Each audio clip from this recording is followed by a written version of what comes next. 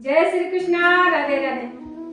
आप सभी देशवासियों को रक्षाबंधन की हार्दिक शुभकामनाएं। कि कल श्रावण सोमवार भी है, रक्षाबंधन भी है और पूर्णमासी भी है। तो तीनों जो दुर्लभ संयोग एक साथ में मिल रहे हैं, ये बहुत ही टाइम के बाद में इकट्ठे हो रहे हैं। ये 100 साल के बाद में ये दुर्लभ संयोग हम लोगों को मिल रहा है। इसमें हमें ज्यादा से ज्यादा देवाधिदेव महादेव भूत भान की पूजा करनी चाहिए, क्योंकि श्रावण महीने में हम जितनी ज्यादा से ज्यादा महादेव की पूजा कर सके वो हमारे लिए बहुत ही उत्तम फलदायी होता है। मैं तो ये कहूंगी कि उस दिन आप भी करिए और आप पूरे परिवार के साथ बैठ के पूजा करिए। दूसरी बात मैं आपको ये बताने जा रही हूँ, वो क्या करना है क्या नहीं करना वो तो मैं आपको अभी बताऊंगी। लेकिन पहली बात ये है कि आप मेरा वीडियो देखते हैं, देखने के बाद आप मुझे कमेंट करके पूछते हैं कि आप बताइए कौन सी पूजा कब करनी है, कैसी करनी है, वो भी मैं आपको बताती हूँ। लेकिन आप शुरू से अंत तक मेरा वीडियो नहीं देखेंगे तो मैं आपको कैसे बता पाऊंगी और आप कैसे समझ पाएंगे कि इस पूजा का क्या फल है और इसको कैसे करना चाहिए। कोई भी आप डॉक्टर के पास जाते हैं, डॉक्टर आपको बोल देता है कि आप ये दवा लीजिए, तो जब आप उसको टाइम से दवा नहीं लेंगे तो क्या आप वो पूरी तरह से आपको ठीक कर पाएंगे। इसी तरह से आपको पूजा का अगर विशेष महत्व लेना है तो आपको वीडियो पूरा देखना चाहिए, क्योंकि आप जब तक पूरा वीडियो नहीं देखेंगे मैं आपको कुछ बता नहीं पाऊंगी। और चलो मैं सीधे मुद्दे की बात पे आती हूँ, आपको बताती हूँ कि कल श्रावण सोमवार का 5वां सोमवार है, तो उसमें आपको पूजा किस तरह से करनी है। आप ड्यूटी कर रहे हैं, जॉब जा रहे हैं, बाहर जा रहे हैं, घर में कहीं भी है, कल तो इतना अच्छा दिन है कि आप सभी लोग घर पे हैं। तो हर एक माँ बाप का कल फर्ज होता है कि अपने बच्चों को जल्दी उठाइए, उनको स्नान कराइए और आपके पास में कोई भी शिव बाबा का मंदिर है वहाँ आप जाइए। जाने के बाद में, क्योंकि ये 5वां सोमवार है और पूर्णमासी भी है, तो बहुत अच्छा सहयोग है। प्लीज प्लीज प्लीज आप इसको मिस नहीं करिएगा और इसको आप बहुत अच्छे तरीके से पूजा करिएगा। पूजा की विधि मैं आपको बता रही हूँ। अगर आप सुबह 5 बजे से लेके 7 बजे तक सिर्फ आप भोलेनाथ को जल चढ़ाते हैं तो जो आपको दूध दही फल चढ़ाने का पूरा फल मिलता है ना, सिर्फ आपको जल चढ़ाने से मिल जाता है। आप 8 से लेके 12 के बीच में आप दूध दही फल पंचामृत और जल जो चढ़ाते हैं उसका आपको जो फल मिलता है वही फल आपको 5 बजे से लेके और शाम के गोधूली बेला जो हम बोलते हैं 5:30 तक बोलते हैं, तो 5 से लेके 8 बजे तक जो प्रदोष काल का टाइम होता है उसमें आपको पूजा बहुत फलदायी होती है। और इसमें सोमवार का व्रत तो आपको करना ही चाहिए। और अगर जिसको संतान बहुत टाइम से नहीं हो रही है उसके बारे में भी आपको मैं बताऊंगी कि आपको क्या करना चाहिए। छोटे से फल के अंदर आपको संतान की प्राप्ति होती है, लेकिन आपको नियम से करना पड़ेगा और नियम से आपको सुनना पड़ेगा। कल आपको जो पूजा करनी है वो पूजा आप सुबह 7 से लेके 12 के बीच में जो करेंगे उसमें आपको गाय का ही दूध चाहिए। आप ये जो पैकेटों में बाहर मिलता है वो दूध आपको बिल्कुल फल नहीं देगा। मैं जो भी करती हूँ वही मैं आपको बताती हूँ कि मैं खुद ब्राह्मण हूँ और मेरा आपने नाम देखा ही होगा, सुनीता तिवारी के नाम से मेरी वीडियो चल रही है, तो मैं जो पूजा करती हूँ वही मैं बताती हूँ। इसका मतलब ये नहीं कि मैंने कहा कि ब्राह्मण है तो ब्राह्मण ही ये पूजा करे, ऐसा नहीं है। कोई भी ये पूजा कर सकता है और सबको ये पूजा करनी चाहिए महादेव की। तो उसमें ये बात है कि आपको गाय का ही दूध चाहिए, तो आप गाय का दूध, गाय का घी, शक्कर, शहद, दही, ये 5 चीजें आप अलग से लीजिए और एक इन्हीं 5 चीजों को मिला के आप पंचामृत बनाइए। तो भगवान भोलेनाथ के लिए, और आप सबसे बड़ी बात उसमें की है कि 5 पत्र बेलपत्र जरूर लीजिए। सोमवार को कभी भी बेलपत्र आपको नहीं तोड़नी चाहिए। जिस तरह से हम रविवार को तुलसी नहीं तोड़ते हैं, हम सोमवार के व्रत में बेलपत्र नहीं तोड़ते हैं, तो उसको आपको एक दिन पहले तोड़ के रख लेना। बेलपत्र कहीं से अगर कटी फटी है तो आपको फल नहीं देगी। और हर एक बेलपत्री के अंदर आपको ओम नमः शिवाय लिखना है। और अगर आप ये नहीं लिख रहे हैं तो आपको राम राम लिख के उसमें बेलपत्री में राम राम लिख लीजिए और उसके बाद आप भगवान को समर्पित करिए। उससे आपको एक बेलपत्र का जो फल मिलता है उससे 100 गुना आपको वो फल प्राप्त होगा। तो चलिए बताते हैं कि पूजा कैसी करनी। अगर आपके पास मंदिर पास में है तो आप नंगे पैर मंदिर जाइए और आप घर से जल लेके जाइए। जल जब आप लेते हैं तो आप अपने आरओ और नल से नहीं लीजिए, आप अपने घड़े में जो जल भर के रखते हैं घड़े का जल लीजिए और उसमें 5 चावल के दाने घर से ही उसमें डाल दीजिए। और अगर आप संतान प्राप्ति के लिए जल ले जा रहे हैं तो जब आप घड़े से जल निकाल रहे हैं तो आप घर से जल निकालते ये बाबा से प्रार्थना करिए कि हे बाबा, मैं आपके पास इसलिए आ रही हूँ कि आज मुझे 5 साल 10 साल जितने भी आपको हुए हों और मुझे संतान नहीं है बाबा, तो मैं आपके पास ये आशा लेके आ रही हूँ बाबा कि आप मुझे एक संतान की प्राप्ति करें। ये आप जल में जैसे भी बोलेंगे वो हमारा बोला हुआ बाबा के पास पहुँच जाता है। तो आप जल लीजिए और जल में 5 चावल के अक्षत डालिए, चावल डालिए। वो चावल भी साबुत होने चाहिए, टूटे फूटे नहीं होने चाहिए। अब आप बाबा के मंदिर में बिना चप्पल जाइए और जाने के बाद में जैसे आप मंदिर के पास पहुंचते हैं आप जल का कलश नीचे रखिए और बाबा को प्रणाम करिए। और प्रणाम करने के बाद आप पहले नंदी के पास जाइए। जब लोग पूजा करके बाहर से अंदर से बाहर निकलते हैं तब नंदी बाबा के कान पे बोलते हैं। मैं आपको ये कह रही हूँ, आपकी जो भी मनोकामना है आप पहले जाते हैं, जाने से पहले आप नंदीश्वर के कान में आप अपना नाम, आप अपना गोत्र बोल के आपकी जो मनोकामना के लिए आप जा रहे हैं वो मनोकामना नंदी बाबा के कान पे कह दीजिए, क्योंकि आपकी कही हुई मनोकामना आप बाबा से नंदी महाराज कहते हैं। अब आपको फिर से एक एग्जाम्पल के रूप में समझा रही हूँ। जैसे कि आप डॉक्टर के पास जाते हैं तो पहले डायरेक्टली आप डॉक्टर के पास नहीं जाते, आपके पास जो वहाँ बैठा होता है ना वो आपका नाम लिखता है ना और फिर आपको डॉक्टर बुलाता है, जाते हैं ना तभी आपको डॉक्टर बुलाता है। इसी तरह से नंदी बाबा जैसे बैठे रहते हैं तो आपका संदेशा जो है देवाधिदेव महादेव से कहते हैं। इसके लिए हमें पहले नंदी के कान में कहना, वो भी कौन से कान में आपको कहना है, जो नंदी बाबा का पैर उठा होता है उस कान में आपको कहना है। एक हाथ से आप नंदी बाबा का कान में हाथ रखिए और दूसरे से जब आप बोलते हैं ना तो आपका बोला हुआ बाहर नहीं जाना चाहिए, बिल्कुल अंदर बोलो और अपने मुंह के पास में भी आप हाथ रखिए, क्योंकि आप क्या कह रहे हैं दूसरा व्यक्ति नहीं सुने। ये इम्पोर्टेंट बात मैंने आपको बताई है। उसके बाद आप जाइए, वहाँ पे आप आसन लगाइए, आसन लगा के बैठिए। बैठने के बाद आपने जो 5 बेलपत्र ली है वो बाबा को समर्पित करनी है। एक बेलपत्र आपको नंदीश्वर के पैर में समर्पित करनी है, एक उनके मस्तक पे। फिर आप गणपति को एक बेलपत्र समर्पित करिए, दूसरी खरानंद कार्तिकेय को, तीसरा अशोक सुंदरी महारानी को और चौथी जगत जननी जगदम्बा माँ पार्वती के नाम से समर्पित करिए। ये करने के बाद एक बेलपत्र आपको बाबा का जो त्रिशूल है उसमें समर्पित करिए। आप संतान प्राप्ति के लिए कर रहे हैं उसके लिए करिए।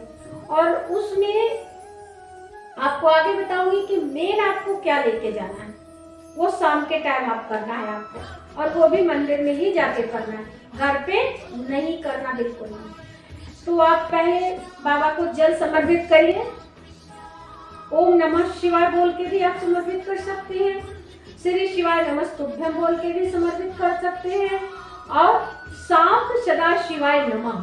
शाम सदा शिवाय नमः का मतलब क्या होता है, हम माँ भवानी के साथ बाबा को प्रणाम करते हैं। तो मेरा तो ऐसा मानना है, जो मैं करती हूँ शाम सदा शिवाय नमः ये मंत्र का जप करती हूँ, क्योंकि इसमें हम माँ और पिता दोनों को हमारा प्रणाम हो जाता है। तो ये मंत्र बोल के शाम सदा शिवाय नमः, शाम सदा शिवाय नमः, शाम सदा शिवाय नमः बोल के आप बाबा को जल चढ़ाइए। जल गणेश जी को चढ़ाइए, खरानंद जी को चढ़ाइए, अशोक सुंदरी महारानी को चढ़ाइए। जैसे जैसे आपने बेलपत्री फूल चढ़ाया वैसे वैसे आप जल समर्पित करिए। पहले आप गंगा जल चढ़ाइए, फिर आप गंगा जल चढ़ाइए, उसके बाद आप गाय का दूध, फिर उसके बाद आप दही, उसके बाद आप घी, उसके बाद आप शहद, उसके बाद आप जल चढ़ाइए। जल समर्पित करने के बाद आप बाबा को पंचामृत स्नान कराइए। जब पूरी चीजों का आपने स्नान करवा दिया बाबा को, तो उसके बाद आप पीला चंदन लगाइए। चंदन लगाने का मतलब होता है कि हमने त्रिकाल की पूजा की, तो 3 उंगलियों से जब हम चंदन लगाते, तीनों उंगलियों को एक साथ में नहीं लगाया जाता। हमको इन 2 उंगलियों से बाबा को चंदन लगाना, और जो हमारी ये अनामिका उंगली बचती है, इसको हमें बाबा के लिंग पे नीचे लगाना होता है चंदन। चंदन लगाने के बाद आपको, अगर आप संतान प्राप्ति के लिए कर रहे हैं तो आपको सफेद चंदन बहुत जरूरी है, और वैसे ही आप कर रहे हैं तो आप पीला चंदन, लाल चंदन, सफेद चंदन और अक्षत यानी चावल, आप बाबा को 51 चावल, वैसे मैं तो कहती हूँ कि आप 108 चावल के दाने समर्पित करिए। बेलपत्र आप समर्पित कर रहे हैं, 5 बेलपत्र। 5 बेलपत्र बहुत जरूरी होता है, वो मैं आपको अगले वीडियो में बताऊंगी कि 5 बेलपत्र चढ़ाने से बाबा को हमको क्या फल मिलता है, किस तरह से गणेश जी, माता लक्ष्मी, कुबेर जी हमारे घर आते हैं। और जल चढ़ाते हुए काशी विश्वनाथ का नाम आपको जरूर लेना है, जरूर से जरूर लेना है। काशी काशी काशी आप 5 बार भी बोलिए, आपको बोलना है। और अब मैं आपको बताने जा रही हूँ कि आप संतान के लिए आपको करना है तो आपको श्रीफल लेना है। श्रीफल यानी नारियल। आगे बताऊंगी कि नारियल बाबा के स्थान पे हमें कहाँ रखना है। कितने बहुत सारे लोग मंदिर जाते हैं, नारियल बाबा के सिर पे कभी भी नहीं रखना चाहिए, आपकी पूजा बिल्कुल निष्फल हो जाती है, क्योंकि श्रीफल उसको कहा जाता है। और नारियल को श्रीफल हम कहते हैं, वो नारायण की पत्नी है महालक्ष्मी। नारियल के जल से बाबा का अभिषेक कभी नहीं होता, नारियल बाबा के पास कभी नहीं रखना चाहिए। तो संतान प्राप्ति के लिए जो करना है, आपको जटा वाला नारियल लेना है, उसमें लाल कपड़ा आपको लेना है, लाल कपड़े से उसको पूरी तरह से आपको ढकना है। ढकने के बाद लाल रंग का जो हमारा कलावा होता है, वो कलावा लेके हमको 11 बार उसमें हमें लपेटना है। श्याम सदाशिवाय नमः, श्याम सदाशिवाय नमः, श्याम सदाशिवाय नमः बोल के हमको 11 बार उसको लपेटना है। और वो नारियल जब हमें लेके जाना है तो हमें बिलीपत्र के पेड़ पे माता को स्पर्श करवा देना है, और माँ को स्पर्श करवा के हमको उसको ले जाके बाबा के शिवलिंग के पास नहीं रखना है, हमको हाथ में ऐसे नारियल रखना है।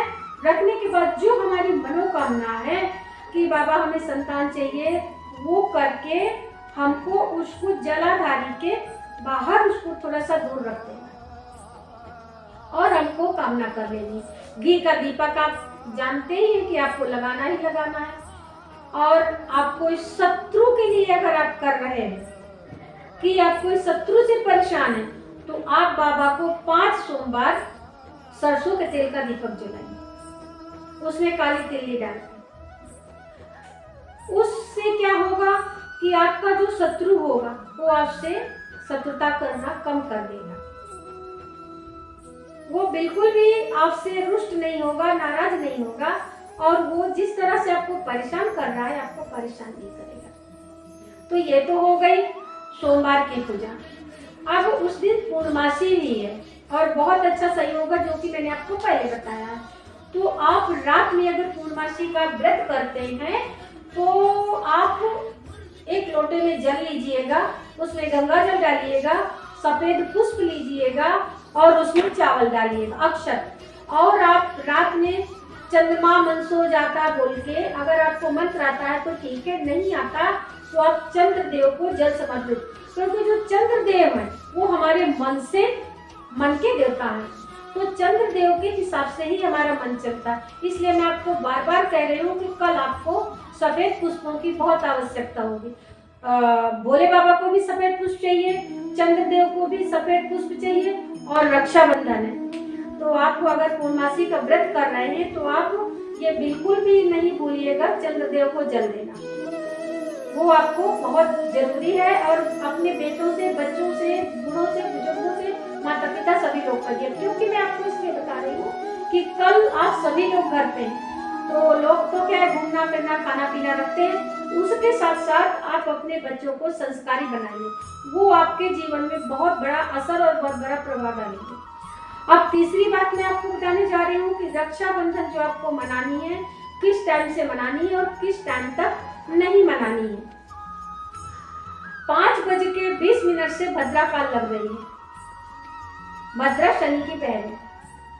इसके बारे में मैं विस्तार से नहीं बताऊंगी क्योंकि वीडियो लंबा हो जाएगा, तो मैं आपको शॉर्ट में बता रही हूँ कि 5 से लेके 1:20 तक आपको राखी नहीं बांधनी है।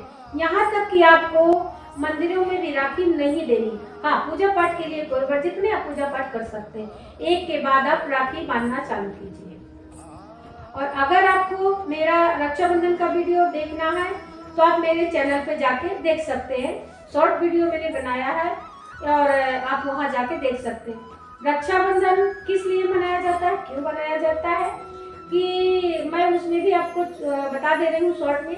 जो राजा बलि थे, जब भगवान ने 3 पर पृथ्वी राजा बलि से मांगी थी, तब राजा बलि ने कहा था कि कोई बात नहीं है, लेकिन आप मेरे घर पे पहरा देंगे। तो भगवान ने कहा था कि ठीक है, मैं आपके घर पे रहूंगा। तो जब हमारे भगवान शयन करने जाते हैं तो हमारे हरि विष्णु नारायण 4 महीने पाताल लोक में रहते हैं राजा बलि के यहाँ पे। और हमारे देवादिदेव महादेव भोलेनाथ भूत भावन महादेव 4 महीने पृथ्वी का कार्यभार संभालते, जो कि भोलेनाथ मृत्यु के देवता है। तो 4 महीने भगवान भोलेनाथ हमारा यहाँ का पृथ्वी का कार्यभार भोलेनाथ संभालते। इसलिए हमको श्रावण महीने में महादेव की पूजा बहुत जरूरी है। तब जब नारायण भगवान नहीं मिले, तब माता लक्ष्मी ने नारद जी से पूछा कि नारद जी ने कहा क्या आपको नहीं पता? बोले नहीं। तब ये रक्षाबंधन आ रही थी, तब माँ लक्ष्मी ने राजा बलि को हाथ में रक्षा बांधी थी। तब राजा बलि ने कहा था कि बोलिए बहन, आपको क्या चाहिए? तब उन्होंने कहा था कि हे भाई, मुझे आपसे कुछ नहीं चाहिए, बस मेरे पति को तुम मुझे वापस कर दो। तो उन्होंने कहा था कि नहीं, इन्होंने मुझे वरदान दिया था कि ये मेरे घर पे रोज मुझे जैसे भी राजा बलि की आंखें खुलेंगी, राजा बलि ने कहा था कि आप मुझे तुरंत दर्शन देंगे। तो भगवान ने हाँ कह दिया था। तो उन्होंने कहा था कि नहीं, ऐसा मत करिए, आप कुछ ऐसा वरदान मांग लीजिए। तब उन्होंने कहा था कि 4 महीने मैं राजा बलि के यहाँ रहूंगा। इस कारण से हमारे भगवान, हमारे नारायण, हरि विष्णु नारायण 4 महीने राजा बलि के यहाँ पे रहते हैं। और हमारे देवादिदेव महादेव पृथ्वी का कार्यभार संभालते हैं। तो आप रक्षाबंधन अपने भाइयों को राखियां आप 1 के बाद में कभी भी टाइम, किसी भी टाइम पे आप रक्षाबंधन मनाइए। आप सभी देशवासियों को रक्षाबंधन की हार्दिक शुभकामनाएं। आप मेरे चैनल को सब्सक्राइब करिए, वीडियो को लाइक करिए। और अगर आपको पूजा के बारे में, मैंने पहले भी बताया है कि आपको पूजा के बारे में कुछ भी जानना है, समझना है, तो आप मुझे कमेंट करके पूछ सकते हैं। जो भी आप पूछते हैं मैं आपका जवाब कमेंट करके देती हूँ। और मेरे स्क्रीन पे मेरा नंबर भी चल रहा है। आपको अगर मुझसे पूछना है तो मैंने आपको पहले बताया है कि मैं आपको टाइम भी दे दिया है, उसी टाइम पे आप मुझे कॉल करके भी पूछ सकते हैं, मैं आपको बताऊंगी। क्योंकि आजकल की युवा पीढ़ी को हमें जागृत करना है, उसको सांस्कृतिक बनाना है। जय श्री कृष्णा, राधे राधे।